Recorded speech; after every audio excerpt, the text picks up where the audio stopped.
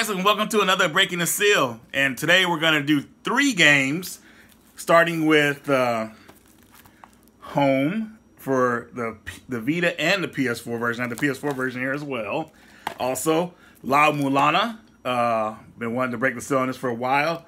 And last but not least, Guilty Gear X for the Dreamcast. This would have came out to America, but unfortunately the Dreamcast went out of business here, and they thought it'd be more profitable to release it on the PS2 instead. So, without any further ado, let's take a look.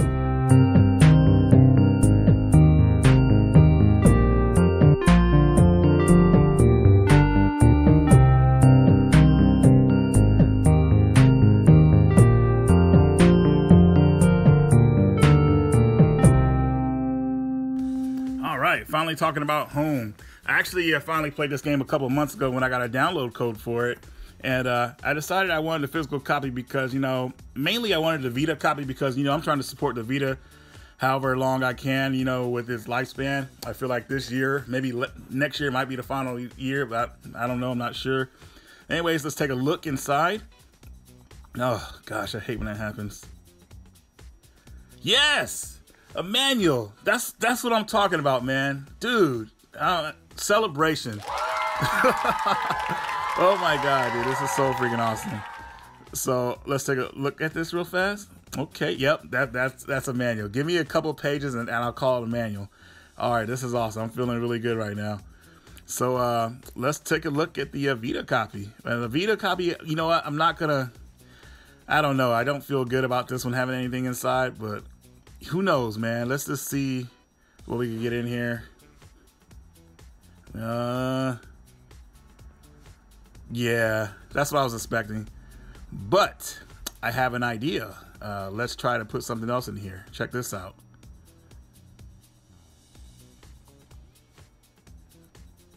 There you go. And now we got something with it. All right, guys. Home is a creepy game. I'm not going to lie. You pretty much start out in an abandoned house and you don't have any memory of how you got there or what's going on. Now that's already just eerie. It reminds me of back in the day when I used to play those old PC games and it was in the dark, just like trying to scare the crap out of myself. So this game is definitely that type. It reminds me of a game called Last Half of Darkness for DOS back in the day that I used to play. I don't know why. They're totally different games, but the scare factor is pretty much the same. So the way this plays out, you walk around and you interact with items. Now, depending on which items you interact with, shape up the story. So say, for instance, like you see a bloody knife. Do you touch it or do you not touch it? You know what I mean? So if you pick it up, that possibly means that you might have used that knife or you know how it was used earlier. So you have to be careful of that type of stuff. So you could choose what you interact with, and that'll ultimately lead up to the ending. Now, I actually beat this game and I got an ending. I don't know if didn't feel like a bad ending. It was just an ending, and that's good for a horror game. But either way, guys, I think this is an interesting one that you guys should check out. I had a lot of fun with this one, and I want to play it again and see what other endings I could get. Okay, so now we're going to look at La-Mulana. I actually played this game back when it was on the Wii, and I only briefly played it. I took a lot of interest in it, but I was just hoping that one day it would get physical, and I kind of put it down. But now we're breaking the seal on this. We're going to see if it's got a manual in here. I got a bad feeling about this one. Here's a moment of truth. Okay, nothing in there, man. I was kind of expecting that, so I guess I'm not that disappointed. I don't know. Man. Let's look at a commercial. Hey, the Honey Nut Cheerios bee. You're not gonna tempt our tummies with a taste of nuts and honey. You bet I am. Honey Nut Cheerios blends crunchy nuts and tasty golden honey. It's gonna tempt your tummy with a taste of nuts and honey. It's a honey of it all. It's Honey Nut Cheerios. Tastes great. It's a tasty part of this good, nutritious breakfast. Honey Nut bee, you got one honey of it. It's Honey Nut Cheerios.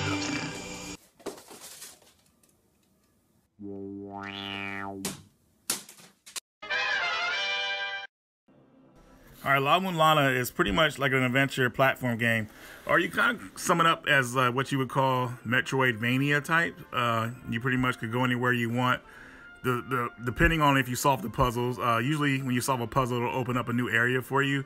It's a fun game. It's not as hard as some people think it is. It's hard to get all the trophies. I know that, but it's kind of like hard in the way that you would say, "Oh, I messed up." It's not that the game is like faulty. It's just that you messed up on something or you forgot something. So you won't get too mad at certain stuff. The game has a really good soundtrack actually, but I decided to add the indie music to this video instead. But anyways, the music is solid. It's good. Sometimes it's kind of repetitive, so you might get tired of hearing it. Sometimes you might want to just I don't know, put it on silent. I won't, but some people might. So just bringing that up. I haven't played that far in the game, but so far I like what I played of it. This game has a sequel that's coming out soon that I saw at PAX 2017 last year. So starring like a female protagonist, so that was pretty cool. But anyways, going back to this one, seemed pretty fun. It's just a throwback to the old school games that we love from back in the day. This game actually reminds me of an old game that nobody probably knows about. It was a game called Pharaoh's Tomb that was on the IBM computer in DOS, but probably a lot of people don't remember that game. But anyways, it reminded me of that immediately. So if you're looking for a physical copy of the game, it is a limited run release, so it might be like you can probably only be able to find it online. I actually got my copy from Kelsey's store, so thank goodness for that. She had it for the regular price. But if you're looking for a physical copy on eBay or any other site, it'll probably be slightly over or double the price. Depending on what you value money, I mean, it's just up to you what it's worth. So just be aware that, it's just not the original. You won't probably find it for the original price. But anyways, it's a solid game. Controls feel good. It's fun, but it's kind of one of those games that you get stuck on a puzzle for hours. So just be aware of that. And that's all I have to say about it.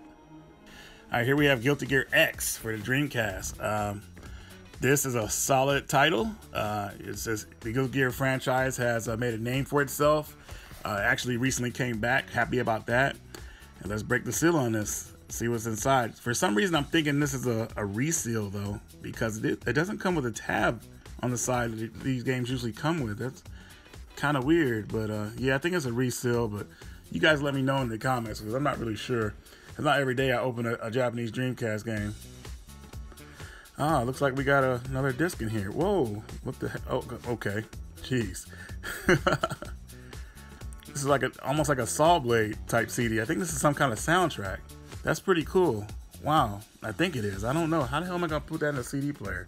Got all those edges. That's weird, but still kind of cool. That's Guilty Gear. Guilty Gear X. Let's take a look. So Guilty Gear X, I first played this on the PS2, and then I played it on the Dreamcast recently, actually, for the first time. Or maybe I played it back in the day too. I just can't remember. It just seems like that was a long time ago. Anyways, though, a solid title. Definitely, if you like 2D verse fighting games, this is definitely it. Beautiful looking graphics, a decent character selection, at least back in those days standards, and at least in a fighting game these days, you gotta have at least 20 characters ready to go. But I want to apologize here because I had to use composite on the Dreamcast. I usually don't. Who uses composite anymore? But I don't have a VGA box, and I tried to use those knockoff cables that they have just to get some kind of VGA, and they didn't even work at all. So I'm like, ugh. So sorry about the quality. The game looks so much better than this. It's just, like I said, it has to be in component or HDMI to look like it, or VGA, if a Dreamcast case, to look its potential. But anyways, Guilty Gear X, a solid game. Definitely still fun to play to this day. I'm surprised I don't really see these old school games like this in these tournaments that these kids be playing these days. This is a fun game, but maybe the combo system's not up to par with them or whatever, or maybe it's too hard. Who knows? But anyways, Guilty Gear franchise is one of my favorites of all time. Definitely something you want to pick up, and even for the Dreamcast, if you see it for the Dreamcast, pick it up. It's just kind of cool, to get a game for the Dreamcast. But if you don't get it on Dreamcast, you can always get it for PS2 and other systems, and they have multiple ways to download the game now. But solid game to play. I can't say enough about it.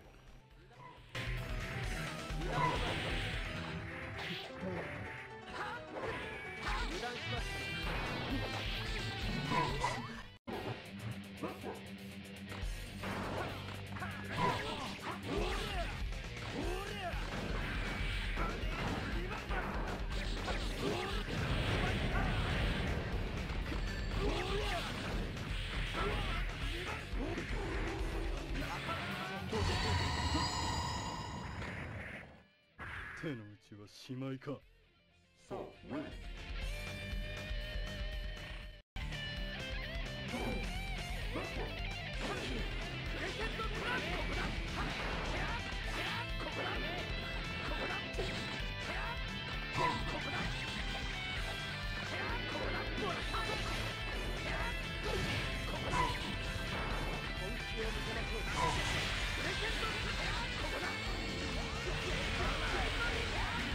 All right, guys, Radical Reggie, and I am out of here.